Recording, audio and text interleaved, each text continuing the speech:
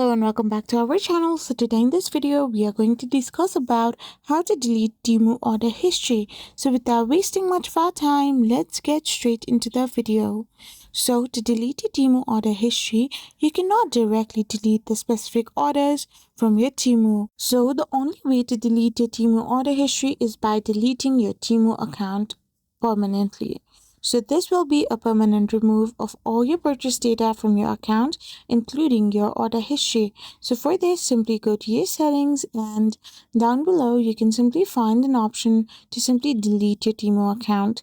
Tap on it, and once you have done this, you will find this interface. So once you find this interface, you need to simply be prompted in a place where you can simply choose a reason from a list given for deleting your account. So once you press on the statement called "I want to permanently delete my Temu account," you can simply tap on the continue option.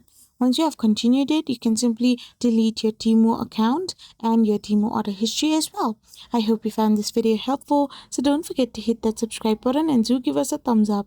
Thank you for watching.